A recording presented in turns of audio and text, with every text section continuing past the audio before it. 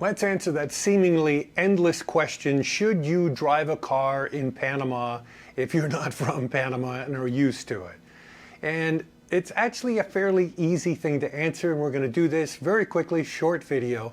It's going to be my perspective, okay? Your perspective could be dramatically different.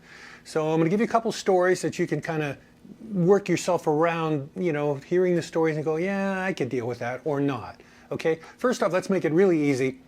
There's really two places to drive in Panama. There's in Panama City, and then there's outside of Panama City. Anywhere outside of Panama City, other than roads that maybe won't be unpaved or have big holes in them, or ruts and things like that where you're going to need an SUV. Other than that, it's super easy to drive in Panama, virtually everywhere. And that's because of a couple different reasons. One is people drive slow there. The speed limit is like you're usually doing, 45 miles an hour. That's pretty much, even on highways. Maybe you get up to 50, 55 for like a 2-mile stretch, and then it's right back down again, okay? So the speed limits there are even on the Panamericano highway from one side to the other, it tends to be fairly slow. You're usually doing like 80 kilometers an hour, which is like nothing. So everything is slower there. Plus, there's not a huge amount of traffic when you get out of the city. At times there are, depending on where you are. Sometimes holidays around Coronado, there's an enormous amount of traffic. But other than that, traffics are not bad. People drive slow. People are very courteous.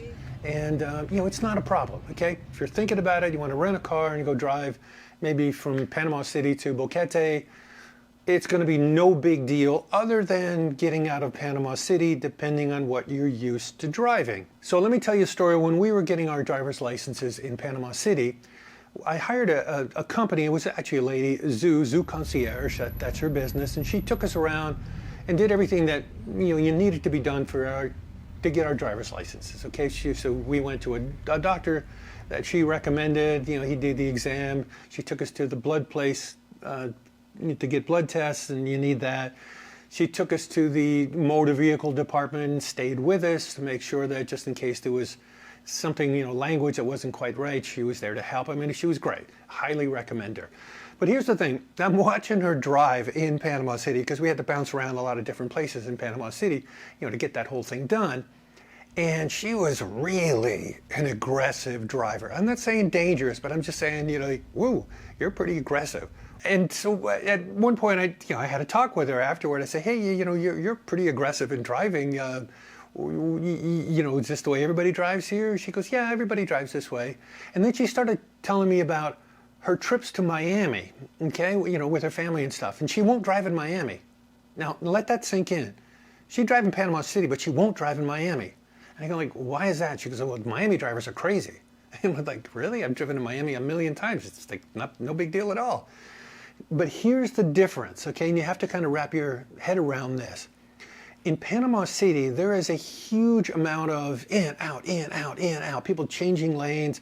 You might be on a street that's got 3 lanes, and they're like, everybody's cutting in and out. Except that the traffic is moving super slow almost at all times.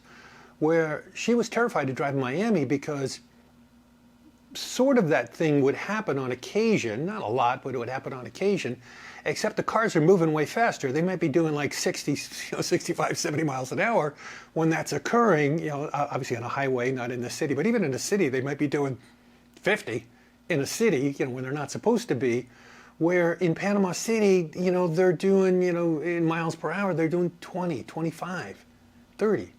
So that's a huge difference, and it makes everything be not as crazy as it seems. The other thing, there is a huge amount of horn beeping in Panama City and around the country, but definitely in Panama City. And she was explaining that it's actually like a language that after a while you get you understand it, you get used to it. So say you're driving and you hear somebody on this side go beep beep. Okay, that's simply telling you that, hey, I'm on your right-hand side. Like, be careful, I'm over here close to you. Or beep, beep, on that side. Again, it's like a language. And then maybe if something is, I'm making this up, but because I didn't really get the whole horn thing totally down, but I totally understood what she was saying, and I could hear it, I just didn't know exactly what each thing means. So I'll make this up. But let's say, instead of being beep, beep on this side, hey, I'm here, it's like beep, beep. It's like, I'm coming through. Like, be aware, I'm going to cut you off.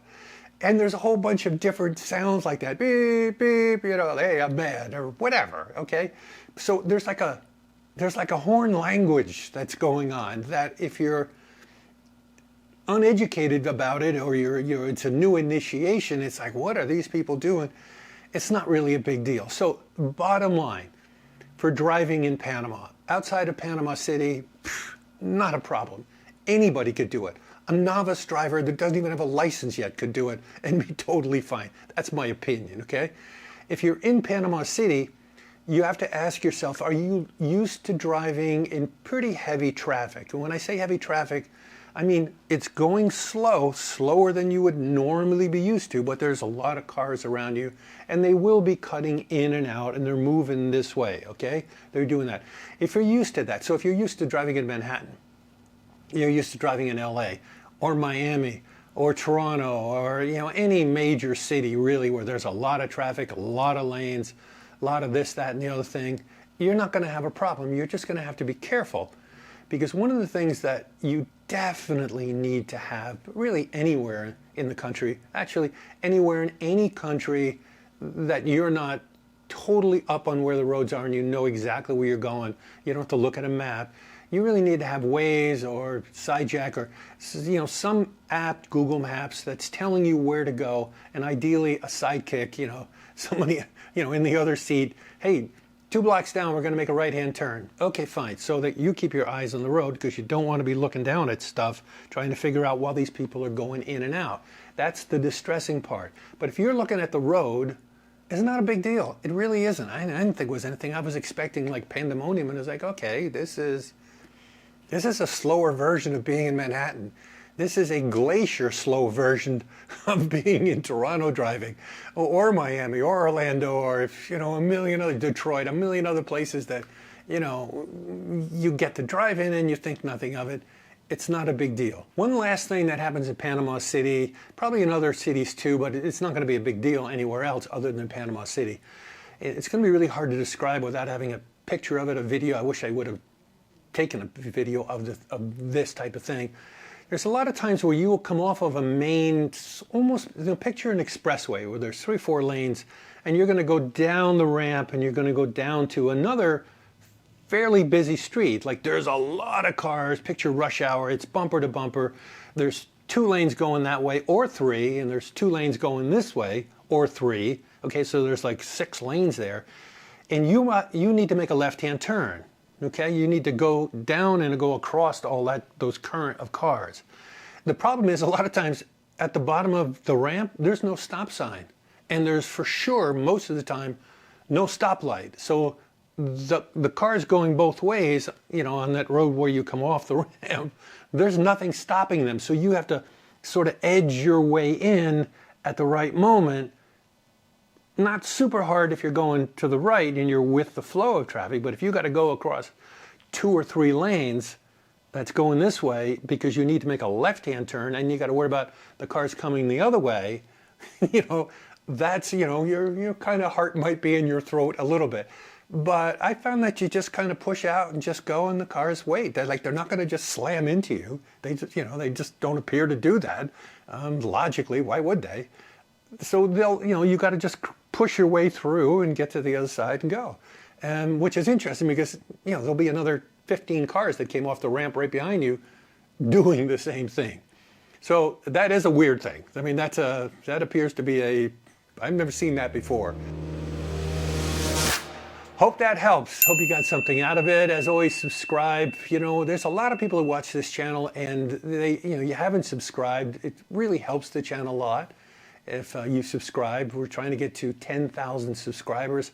I think we're at 9,300 now, or 9,400, somewhere in that range. And it also helps too sometimes when we want to get into places and they go, well, what kind of channel you have? Well, we have a retirement channel. We'd like to come film your hotel. We'd like to come film your this, that, or the whatever. Well, I don't know. You got many subscribers? Yeah, I got 10,000. Oh, well, yeah, you come right in here. Sure, film away.